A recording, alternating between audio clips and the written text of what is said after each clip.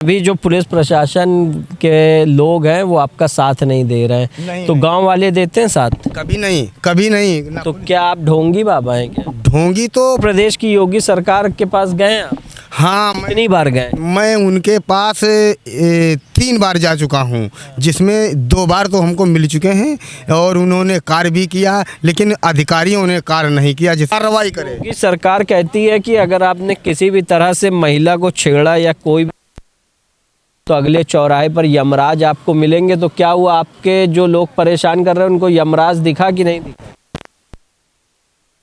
और योगी जी की बोली है, बोलते रहे कार्रवाई करे। योगी सरकार कहती है कि अगर आपने किसी भी तरह से महिला को छेड़ा या कोई भी, तो अगले चौराहे पर यमराज आपको मिलेंगे। तो क्या हुआ, आपके जो लोग परेशान कर रहे हैं उनको यमराज दिखा कि नहीं दिखा?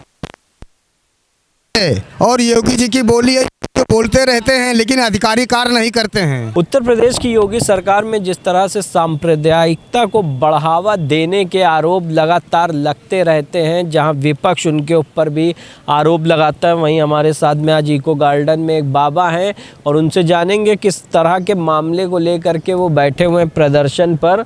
तो बाबा, क्या नाम है आपका? मेरा नाम अमनीश नंदगिरी नागा बाबा हैं, जिला हरदोई से, थाना टनियावा, गांव का नाम जनसरी। अच्छा, क्या मामला लेकर के यहाँ बैठे हुए हैं? मामला ये है, मैं 2023 से बहुत परेशान हूँ। मेरा 649 गाटा संख्या पे मंदिर बना था, उस पे भगवान बकस और मसल्ले और दिनेश और कैलाश संतराम, ये 37 आदमी माफिया हैं भगवान बकस के, यानी खास हैं। और श्याम प्रकाश विधायक का भगवान बकस मुनीम है। इसने अत्याचार करते हुए मंदिर को तोड़ दिया। ज़मीन को हम बचाते हुए कई लोगों के समस्या हमने बताई, लेकिन इसने हल नहीं किया। फिर भी हमको मारा पीटा गया। हमको जब मारा पीटा गया तो गांव के लोग, किसी ने हमको बचाया नहीं। बचाने के लिए मेरी बहन जसमती और राम रानी भाभी आई, तो राम रानी भाभी को जान से मार दिया गया और जसमती को बलात्कार करके किडनैप कर लिया गया। उसमें 2023 से आज मैं लगातार शासन प्रशासन से मैं गुहार लगाता हूं और मैं जाता भी हूं, लेकिन मेरी कोई कहीं से सहायता नहीं हो रही है। मैं सहायता मांगने के लिए बैठा हूं। उत्तर प्रदेश की योगी सरकार के पास गए आप? हाँ, कितनी बार गए? मैं उनके पास 3 बार जा चुका हूँ, जिसमें 2 बार तो हमको मिल चुके हैं और उन्होंने कार्य भी किया, लेकिन अधिकारियों ने कार्य नहीं किया। जिसमें राजू यादव दरोगा है, सुधीर सिपाही हैं, अशोक रावत सिपाही है, रघुनाथ थाना प्रभारी यशो हैं। ये लड़की को उठा के माफियाओं से मिलके हुए ये बयान बदलवाने के कारण दियाद कोतवाली बिलग्राम चुंगी में छिपा दिया। और जसमती के जो 3 बच्चे हैं, गोलू, विशाल, लक्ष्मी, इनको पिहानी थाने में छुपा दिया गया। लड़की को दूसरे थाने में चौकी में छिपा दिया गया, बच्चे को पिहानी थाने में छुपा दिया गया। और टनियावा थाने का मामला, उसमें FIR लड़की दर्ज कराने गई थी, वहाँ FIR नहीं दर्ज करी गई, तो फिर वो SP के यहाँ गई।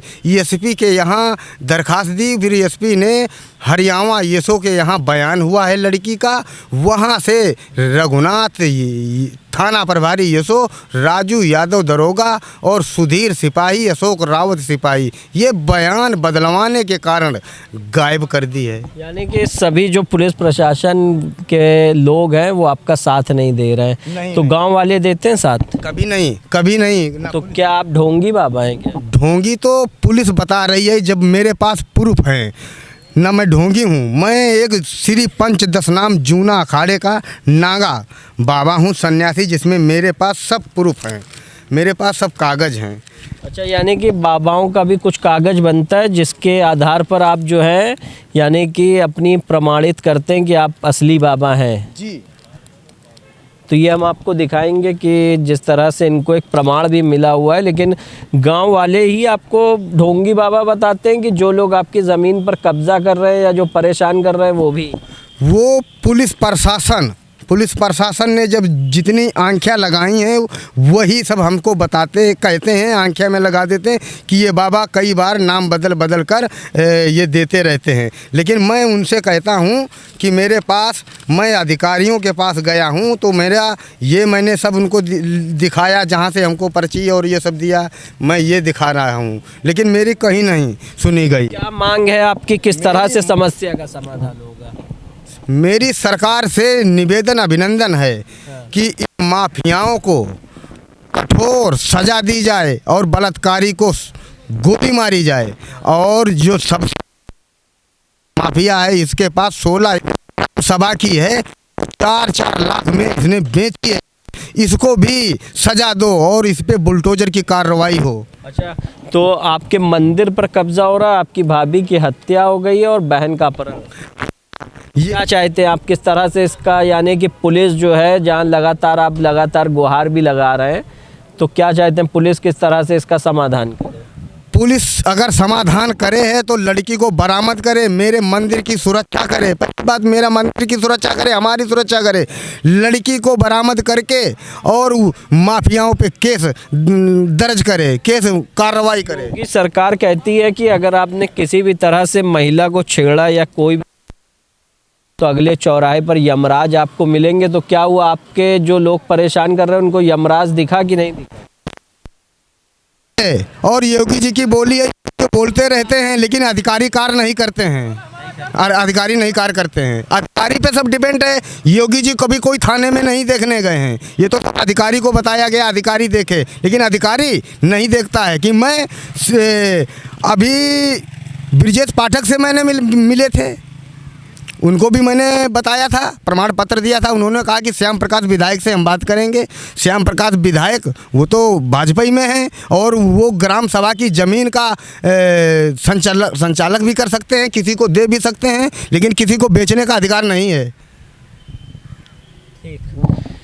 तो ये हमारे साथ में अवनीश नंद गिरी, चेला नित्यानंद गिरी के ये शिष्य हैं, जहाँ पर उत्तर प्रदेश की योगी सरकार से कई बार ये गुहार लगा चुके हैं अपनी समस्याओं को लेकर के, जहाँ पर हरदोई के आला अधिकारियों को भी इस बात का संज्ञान दिलाया गया कि इनकी समस्या का समाधान करें। लेकिन वहीं पर योगी सरकार जहाँ कहती है कि अगर किसी भी तरह का अपराध को अंजाम दिया तो आपको अगले चौराहे पर यमराज दिखेंगे, तो वहीं पर धरातल पर हम आपको ज़मीनी हकीकत दिखा रहे हैं कि किस तरह से जो पीड़ित व्यक्ति है वो बता रहा है कि यहाँ पर कुछ भी योगी सरकार जो बोलती है वो करती नहीं। अब देखने वाली बात यह है कि उत्तर प्रदेश की योगी सरकार में इन बाबा का किस तरह से समस्या का समाधान होता है, जहाँ सांप्रदायिकता को लेकर के योगी सरकार के ऊपर बढ़ावा देने की हमेशा आरोप भी लगते रहते हैं। आप देखते रहिए हंगामा टाइम्स न्यूज़। सहयोगी अरविंद के साथ मैं अमित कश्यप, लखनऊ के इको गार्डन से।